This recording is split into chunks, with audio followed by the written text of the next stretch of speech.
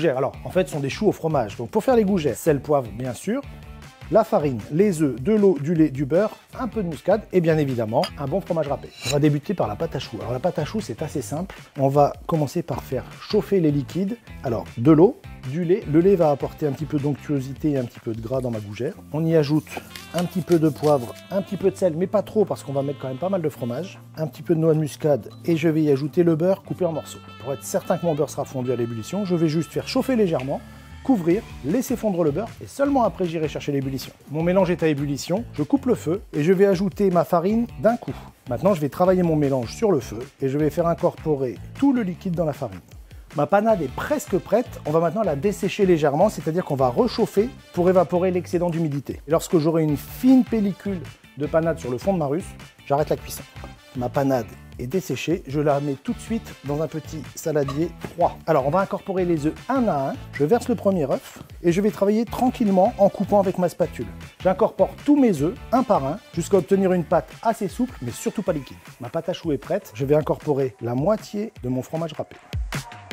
Maintenant, on va passer à l'étape du couchage. Une poche à douille, une plaque adaptée et on couche les choux. Évidemment, si vous n'avez pas de poche à douille, ça reste possible. Vous utilisez 2 cuillères et vous déposez votre petite gougère sur la plaque. Elle sera un petit peu moins régulière, mais tout aussi bonne. Maintenant, on va passer la dorure. Je vais aller de la droite vers la gauche. J'aplatis mon chou et je lui donne une forme un petit peu arrondie. On essaye de ne pas mettre beaucoup de dorure, comme c'est de l'œuf. Ça va coaguler, ça va empêcher mon chou de développer. Lorsque j'ai bien fait ce côté de la plaque, je vais simplement faire tourner la plaque et je recommence, toujours de la droite vers la gauche. Et là, la petite pointe qui est là va disparaître. On va maintenant rajouter du fromage à la surface pour la gourmandise. Mon four est préchauffé à 220 degrés. Je vais enfourner mes choux et je vais couper le four. Je l'éteins complètement pendant 10 minutes, le temps de laisser mes choux développer correctement et je redémarre ensuite une vingtaine de minutes à 170 degrés. Ça y est, mes gougères se décollent toutes seules, elles sont cuites, elles sont légères. Tout de suite, tant que c'est encore chaud, je vais remettre un petit peu de fromage râpé sur le dessus qui va juste à peine fondre et se coller doucement à mon chou. Les gougères sont prêtes, on peut les déguster. Alors, les gougères, c'est pas si ancien que ça. À l'origine, c'est des ramequins au fromage, c'est-à-dire c'est de la pâte à choux fromagée qu'on cuisait en petits ramequins, mais c'était des petits morceaux. Et en fait, en Bourgogne, on a agrandi un peu. C'était à l'origine en forme de couronne. Ça date du 19e et aujourd'hui, la gougère, c'est répandu dans toute la France et on a ça dans pratiquement tous les apéritifs, toutes les entrées, tous les buffets.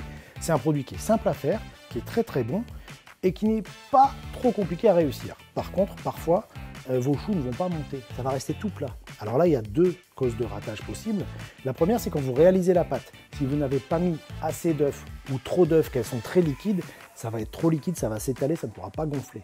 La deuxième cause de ratage, c'est si vous êtes un petit peu craintif et que vous passez votre temps à ouvrir la porte de votre four, ça ne reste pas assez chaud, j'ai un courant d'air froid qui vient se plaquer sur l'air chaud qui fait retomber ma pâte à choux tant qu'elle n'est pas encore construite et solidifiée par la chaleur.